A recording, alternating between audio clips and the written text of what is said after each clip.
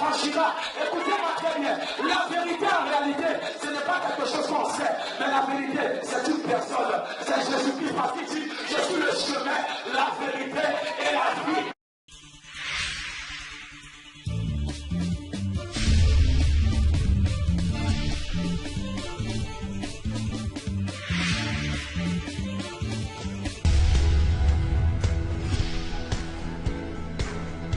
Shalom, shalom à tous. Bienvenue sur notre chaîne de télévision Glory TV dans le cadre de notre émission Poussée par l'Esprit. Alors, je suis votre humble servante Jessica Marcy. Et pour notre première, nous allons recevoir le pasteur Xavier. Alors, bonjour pasteur Xavier. Bonjour Jessica Marcy. Alors, pour nos téléspectateurs, qui est le pasteur Xavier? Pasteur Xavier, c'est l'esclave de Jésus-Christ de Nazareth. Je suis au service du Seigneur et ça fait déjà quelques années que nous sommes en train de faire l'effort de nous rendre utiles pour Dieu. Je suis de nationalité togolaise et je suis actuellement basé au Gabon pour le ministère. Donc voilà un peu ceux qui ne connaissent pas le pasteur Xavier. Merci beaucoup. Merci. Donc une fois encore pour nos téléspectateurs, est-ce que vous pouvez nous aider à comprendre le concept de pousser par l'esprit? Pourquoi pousser par l'esprit? Pourquoi pousser par l'esprit? Vous savez, dans 2 Pierre chapitre 1, le verset 21, la Bible déclare que c'est poussé par l'esprit que les hommes ont parlé de la part de Dieu. C'est poussé par l'esprit que les hommes ont parlé de la part de Dieu. Et nous allons, si vous permettez, lire aussi un verset dans... je pense dans Luc chapitre 2, et nous allons comprendre un peu pourquoi ce concept poussé par l'esprit. Luc chapitre 2, à partir du verset 27. Luc chapitre 2, le verset 27. Là, je suis à la page. D'accord? Poussé par l'esprit. Donc, nous allons lire Luc chapitre 2, le verset 27. Il vint au temple poussé par l'esprit, et comme les parents apportaient le petit enfant, Jésus, pour accomplir à son égard ce qu'avait ordonné la loi, il le reçut dans ses bras, bénit Dieu, et dit: maintenant, Seigneur, tu laisses ton serviteur s'en aller en paix selon ta parole. D'accord? Donc vous voyez, Luc chapitre 2, verset 27. J'avais d'abord parlé de 2 Pierre chapitre 1, le verset 21 qui dit: c'est poussé par l'esprit que les hommes ont parlé de la part de Dieu. C'est le verset qui a inspiré ce concept, cette émission, poussé par l'esprit, parce que les hommes n'ont pas parlé parce qu'ils ont envie de parler. Ils n'ont pas parlé par leur intelligence. Ils n'ont pas parlé parce que, bon, ils sentent l'envie eux-mêmes de parler, mais ils ont parlé parce que l'esprit les a poussés à parler. Et dans Luc chapitre 2, le verset 27 que nous venons de lire, la Bible nous parle de Siméon qui était âgé, dont Jésus a fait une promesse lui disant que tu ne mourras pas sans avoir vu le Messie. Et la Bible déclare que lorsque Jésus devait être présenté au temple, l'Esprit le poussa à aller au temple pour que la prophétie puisse se réaliser. Donc simplement pour dire que pour que le plan de Dieu puisse se réaliser, il faut que nous soyons poussés par l'Esprit à faire des choses. C'est en faisant ces choses que le plan de Dieu se réalisera dans notre vie. Et encore un autre verset rapidement pour vous appuyer, c'est dans Actes chapitre 21. Actes chapitre 21. Voilà, Actes chapitre 21. Nous allons lire le verset 4 de Actes 21.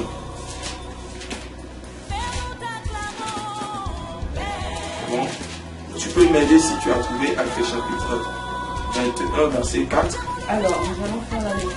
La Bible nous dit: Oui. Nous trouvâmes les disciples.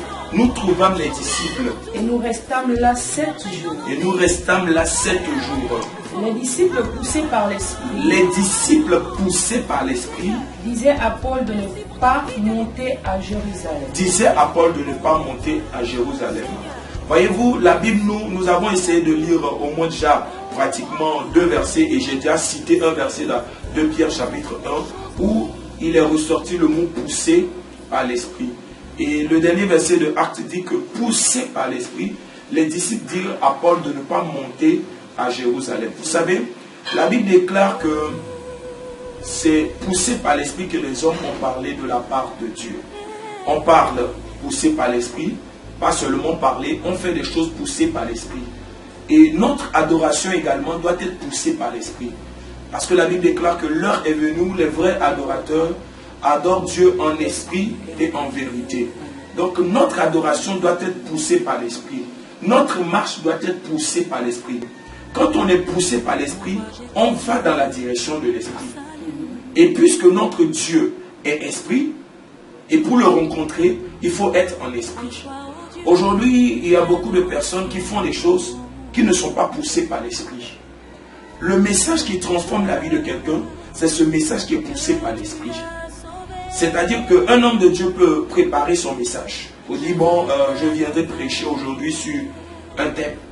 Mais il se rend compte que pendant qu'il est en train de vouloir prêcher ce thème, l'Esprit le pousse à dire autre chose. Pourquoi? Parce que c'est l'Esprit qui connaît le besoin du peuple. Et l'Esprit le pousse maintenant à satisfaire le besoin du peuple. Et donc pour être un prédicateur, pour avoir l'impact, pour transformer les vies, il faut beaucoup écouter la voix de l'Esprit. Il ne faut pas prêcher parce qu'on a envie de prêcher. Il ne faut pas dire les choses parce qu'on a envie de dire les choses. Il ne faut pas vouloir sortir des rémans parce qu'on a envie de sortir des rémans. Parce qu'aujourd'hui, vous savez, il y a des gens qui veulent impressionner les gens, dire un réman. Mais généralement, ce sont des rémans qui ne sont pas cadrés dans l'esprit. Qui ne sont pas poussés par l'esprit. Chaque révélation que vous avez, vous devez être sûr que vous êtes poussé par l'esprit. Donc, cette émission, ce concept poussé par l'esprit, je généralise ou je fais une globalisation, c'est que nous allons par ces moments faire tout par l'esprit. Il y aura des moments où je viendrai, d'autres personnes viendront vous parler, pousser, leur donner le message que Dieu leur a donné. Aussi danser, poussé par l'esprit, une danse poussée par l'esprit. Et on peut même, parce que je sais que Jessica Marcy est une grande danseuse et qu'elle va danser et elle sera poussée par l'esprit. Pourquoi pas? Pour nous faire sortir des phases poussées par l'esprit. Nous allons adorer par l'esprit. Nous sommes dans l'ère de l'esprit. Vous savez, la Bible dit Dieu le Père, Dieu le Fils, Dieu le Saint-Esprit. Dieu le Père a travaillé depuis l'ancien de la création, disons l'Ancien Testament, par les prophètes et autres. Les rois, les juges. Et Dieu le Fils maintenant a travaillé donc dans le Nouveau Testament jusqu'à ce qu'il soit enlevé. Et maintenant le relais c'est le Saint-Esprit. C'est pourquoi il dit je vous enverrai le Saint-Esprit, le Consolateur. Nous vivons dans un monde où ceux qui ne composent pas avec l'Esprit de Dieu ne pourront pas avancer. Donc voilà pourquoi ce concept poussé par l'Esprit. Donc vous allez recevoir des enseignements, vous allez écouter des adorations, vous allez voir beaucoup de choses poussées par l'Esprit. Que Dieu vous bénisse. Amen. Merci au pasteur Xavier pour toutes ces explications. Merci à vous qui nous suivez. Merci pour ceux qui commencent à nous envoyer des questions. Merci, merci. Alors, dans la même poussée, la même lancée, est-ce que le Saint-Esprit, est-ce que poussé par l'Esprit, vous avez un message à nous donner ce matin? Parce que la Bible nous dit qu'ils sont bons et que l'Esprit annonce l'Évangile. Quelle est la bonne nouvelle poussée par l'Esprit que vous avez pour nous et pour les téléspectateurs et les spectatrices? Merci bien. Je pense que j'ai quelque chose poussé par l'Esprit. Et cette chose, c'est juste une parole. J'aimerais parler sur le mystère d'une rencontre. D'accord? Vous savez, la vie est faite des rencontres. Pour que vous existiez, Jessica, il y a une rencontre qui a été faite dans le ventre de votre maman. D'accord? Ça veut dire que dans cette vie, chaque jour que Dieu fait, nous rencontrons des personnes.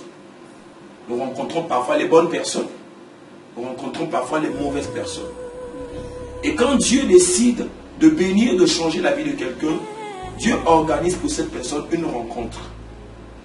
Également, quand le diable décide de détruire la vie de quelqu'un, le diable aussi rencontre pour cette personne organise pour cette personne une mauvaise rencontre. Vous ne pouvez pas devenir dans la vie si vous n'avez pas rencontré quelqu'un. Lorsque vous lisez l'histoire de Joseph, lorsque son père lui a dit « Va voir si tes frères se portent bien », la Bible dit que quand il est arrivé, à un moment, il a perdu le repère. Et un homme le rencontra. Et il posa la question, cet homme lui posa la question, tu cherches quoi? Et Joseph dit, je cherche mes frères. Cet homme lui dit, mais ils sont partis vers Dothan. C'est là que Joseph a pris la route et il s'est retrouvé en Égypte et donc rentré dans sa destinée. Donc vous voyez, il y a eu le rôle qu'un homme a joué. Aujourd'hui, dans la francophonie, nous avons tendance à croire que, bon, on a besoin uniquement de Dieu. Quand je prie Dieu, Dieu bénis-moi, Dieu, quand on le prie pour qu'il nous bénisse, il ne descend pas lui-même pour nous bénir. Est-ce que vous savez ça? Qu'il se sert toujours d'un homme pour nous bénir. Même pour venir sauver l'humanité, il a pris la forme humaine pour venir nous rencontrer. Donc, il y a une rencontre que vous allez faire dans la vie. Cette rencontre peut décanter votre vie à jamais. Amen. Amen. Une simple rencontre peut changer la vie d'une famille, la vie d'un village, la vie de tout un pays. La rencontre, le mystère d'une rencontre. Donc je reprends encore pour dire que pour que tu sois homme, pour que tu sois ce que tu es, pour que tu viennes au monde, il y a une rencontre. Et par la grâce de Dieu, en terminale B, on nous a enseigné que les gamètes se rencontrent. La femelle, le mâle se rencontrent. Et c'est ça qui donne maintenant le fœtus qui est dans le ventre de la femme. Et au bout de 9 mois, elle accouche. S'il n'y a pas eu de rencontre, il n'y aura jamais d'existence de l'homme. Si vous voulez réussir dans la vie, vous avez besoin de rencontrer la bonne personne. Savez-vous que ce que vous cherchez aujourd'hui se trouve dans la main de quelqu'un déjà? Savez-vous que l'argent que vous cherchez aujourd'hui se trouve dans la main de quelqu'un déjà? Savez-vous que quelqu'un a dans ses mains la solution à votre problème? Si vous n'êtes pas encore rentré dans votre accomplissement, c'est parce que vous n'avez pas encore rencontré cette personne. Et il y a des rencontres. Peut-être que vous n'avez pas encore fait la rencontre avec Jésus. Quand je parle de rencontre, il ne s'agit pas de rencontres seulement entre les humains, mais aussi de rencontres entre les divins. De rencontres entre nous et Dieu. Lorsque vous allez faire cette rencontre personnelle avec Jésus-Christ de Nazareth, votre vie ne peut plus être comme elle a été depuis des années passées. D'accord? Donc, poussé par l'esprit, j'aimerais dire à quelqu'un que tu as besoin de faire une rencontre. Pour te marier, tu as besoin de faire une rencontre.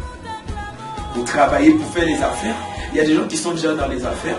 Vous savez, il y a des endroits où vous ne pouvez pas rentrer toute seule, mais il suffit que quelqu'un vous prenne par la main et vous fait rentrer facilement. Il vous introduit facilement. Il y a des gens, vous avez seulement besoin de rencontrer quelqu'un qui va vous prendre seulement ou vous introduire dans des endroits où vous n'avez jamais imaginé arriver un jour dans votre vie. Dieu est le Dieu des rencontres. Et je prie, poussé par l'esprit pour toi qui me regardes, que Dieu organise pour ta situation une rencontre. Et cette rencontre change radicalement, définitivement, totalement ta vie et que tu rendes témoignage pour la gloire du Seigneur Jésus. Tu as besoin de te marier. Il faut que tu rencontres la bonne personne. Si tu rencontres la mauvaise personne, tu risques de pleurer chaque fois dans ton mariage. Tu risques de dire, je préfère même ne pas me marier que d'être dans un foyer comme ça. Parce que tu as fait la mauvaise rencontre.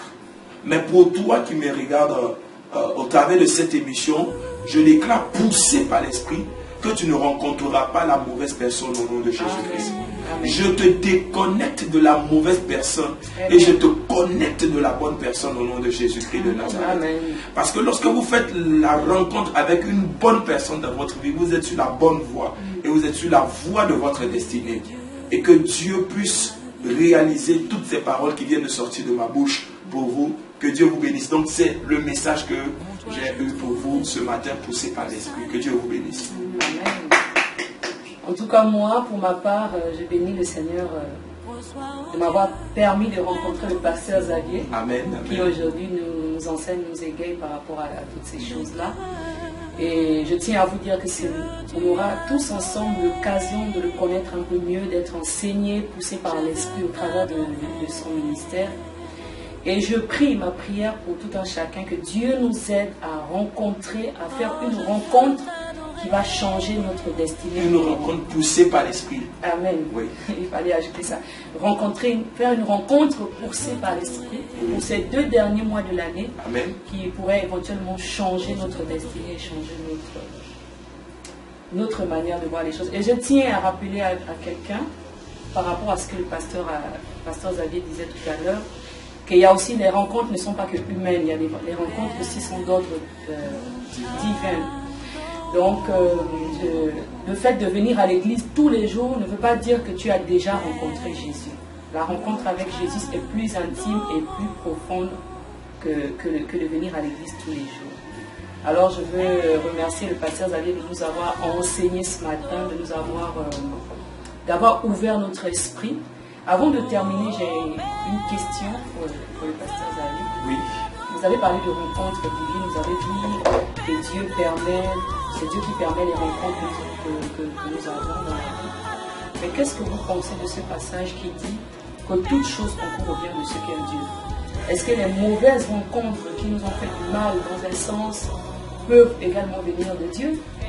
Vous savez, la Bible déclare que toute chose concourt au bien de ceux qui aiment Dieu. Moi je dis, dans la vie de tout enfant de Dieu, il n'y a pas de hasard. Il y a parfois des rencontres où vous sortez avec des déceptions, mais ça a été pour vous un enseignement. Ça a été pour vous un moyen de savoir discerner encore d'autres rencontres qui vont arriver. Donc moi je dis souvent que je ne regrette rien de mes échecs passés, parce que mes échecs passés m'ont permis de savoir ce que je n'ai pas su avant et pouvoir me préparer pour les rebondir. D'accord? Et j'ai même un message que j'ai titré le rebondissement d'un vaincu. Amen.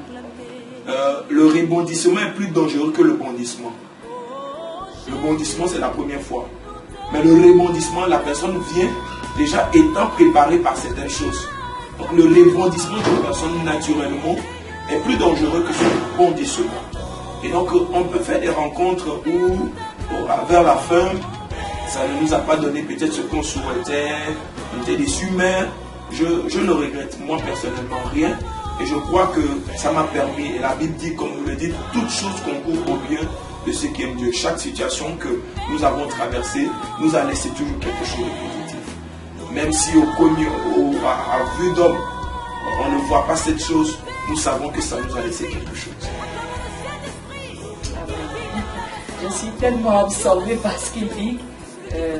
Merci encore. Merci à vous aussi. Merci. Avant de terminer cette première émission, je vais demander très humblement au pasteur Xavier de prier pour nous ce matin, pour que son Dieu nous permette de faire des rencontres poussées par l'Esprit qui vont booster notre destinée. Amen. Je prie également pour la présentatrice et puis toutes ces personnes qui me suivent. Sur la base de cette parole, Seigneur Jésus-Christ de Nazareth, je déclare que tu organises pour toutes ces personnes qui disent Amen maintenant, une rencontre poussée par l'Esprit. Quelqu'un qui veut rencontrer l'âme sœur de sa vie, je prie que cette rencontre soit poussée par l'Esprit au nom de Jésus. Quelqu'un qui veut rencontrer un homme dans le domaine des affaires, que cela soit poussé par l'Esprit au nom de Jésus-Christ.